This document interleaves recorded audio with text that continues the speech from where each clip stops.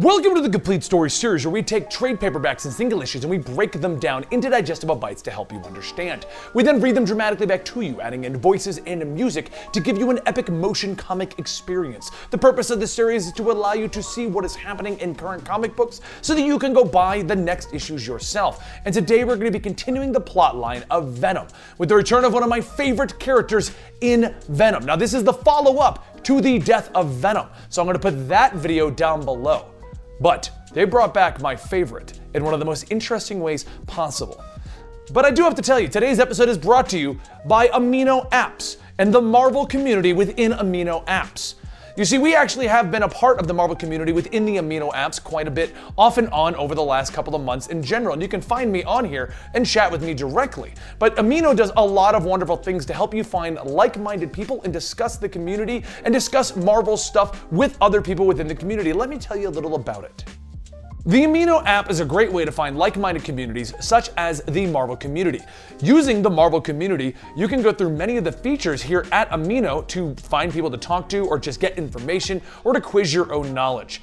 Using the feed, you can find current things that are being posted within the Marvel Amino app. You can also go to their featured content to find different creators and people who are willing to post things, so you can pretty much find people that you want to follow and see if you can find people who are doing things you want.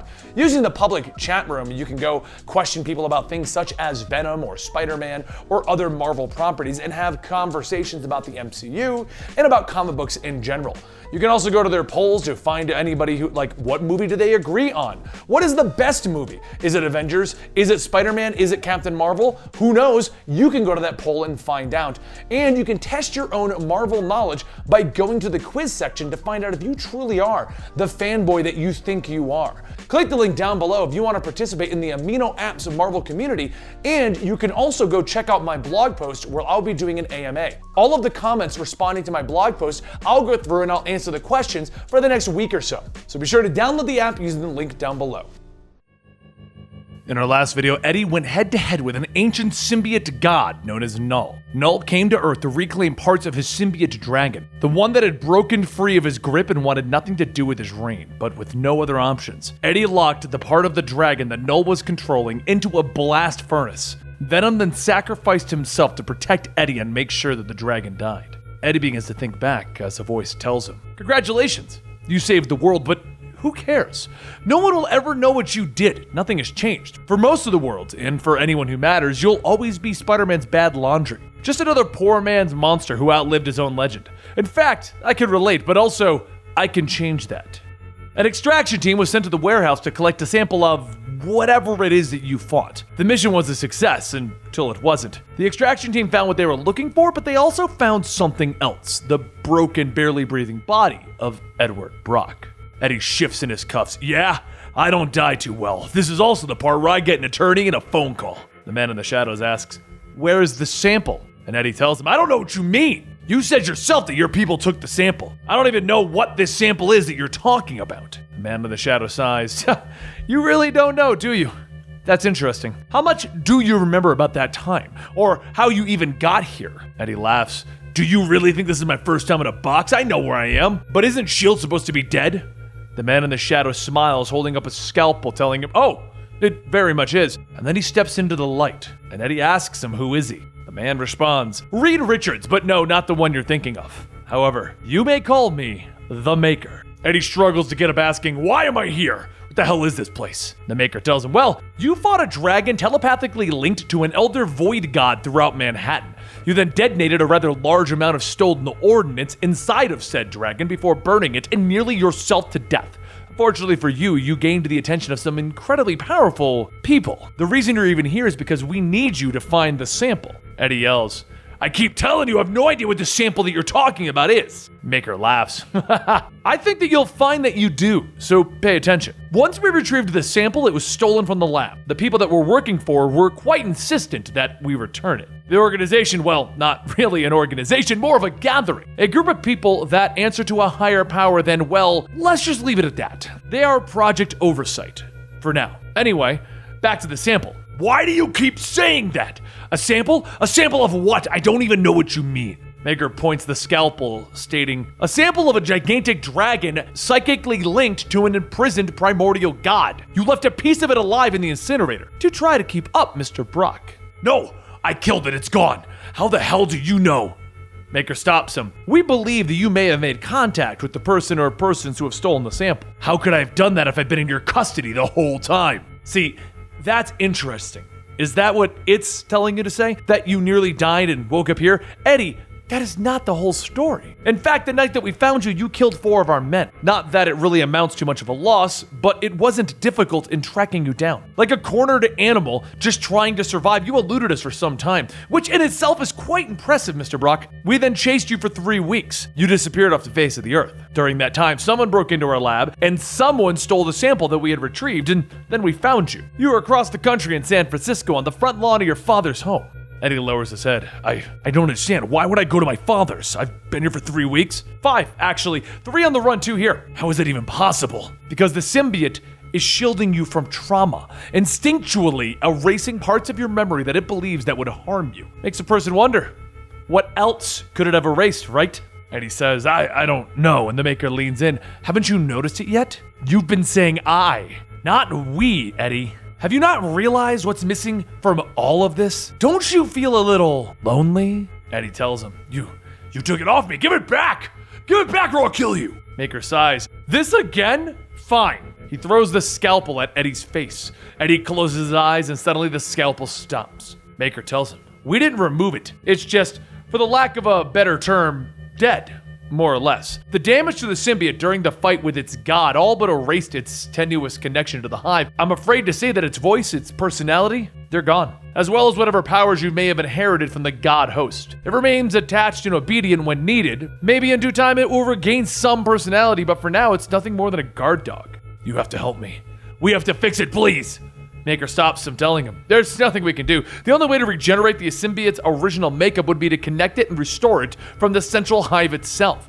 The only person who has ever made contact and survived that is Flash Thompson. But with Flash dead, there's little we can do about that. Now, there's a few ways we can get this information, but sadly, they're going to be a little invasive.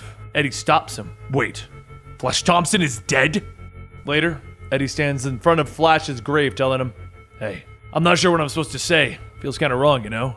Our other, I should say. It liked you better. Hell, everyone did. I always acted like it didn't bother me since I was the original, but the truth is it tears me apart. I think about it all the time. I didn't think he knew, but he could feel it. Even now with its voice gone, I can still feel it pulling towards you, Flash. It's just tough being someone's second best. Maker asks, are you done? And Eddie sighs, yeah, I'm done. Maker presses a button on one of the other tombstones and suddenly the environment changes back to the lab that they were just in. He then asks, okay, where were we?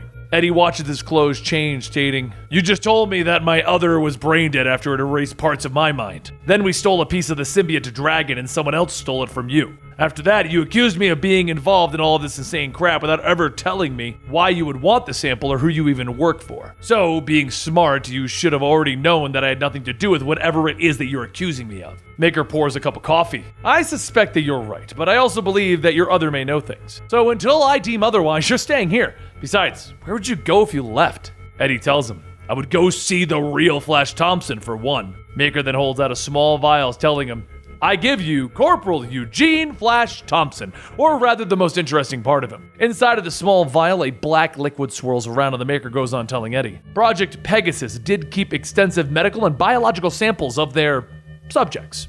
What we found was that the symbiotes leave a imprint, a codex if you will, and it's always left behind as a way for their kind to share information about its host. Your symbiote has not been connected to its hive for some time, which is why the sample of the symbiote dragon is so important. We believe that it could contain information about the symbiote species and mankind as a whole that can revolutionize scientific progress as we know it. Maker puts back the vial, and Eddie asks, what does it have to do with me? Maker tells him nothing. Well, at least not yet. We believe that there's a way to reactivate your symbiote's connection to the hive by bonding these trace amounts of its symbiotic codex to living tissue. So the next step is to exhume Flash's grave and retrieve his body so that we can... Eddie stops him right there. You want to dig up Flash's body? What the hell is the matter with you? Maker says, don't get so sentimental. It's not Flash Thompson anymore.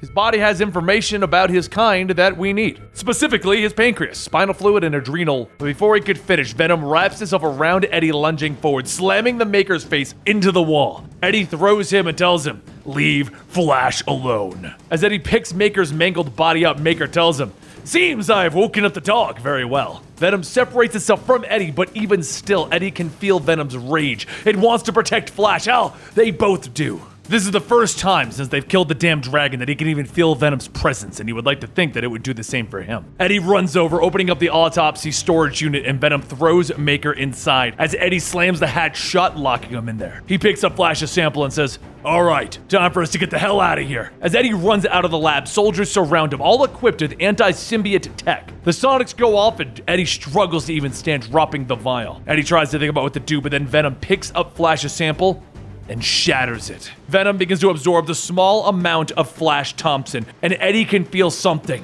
He can feel Flash, he's still here. Just then, Eddie punches the door as the soldiers are knocking them back, and Agent Venom's costume appears over Eddie, and Eddie hears Flash's voice asking, "Hey Brock, you mind if I drive?" Eddie tells him, "Of course." Eddie watches as he becomes the passenger once again, but this time it's different. Not like when Null was infecting his other, it feels more like backup. He knows that this isn't really Flash Thompson, just some lingering imprint of the man that Flash Thompson used to be. The symbiote is speaking in his voice because it doesn't have one of its own. And watching him like this, Eddie finally gets it, as much as he hates to admit it. Flash Thompson was a badass Venom.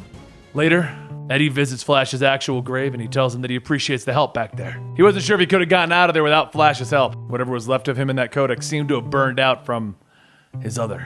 You can't hear him anymore. Can't hear anything really, but he'll carry what's left of him where he goes, brother. Now get some rest. He heads to the bus station and gets a ticket. And he gets on the bus marked for San Francisco.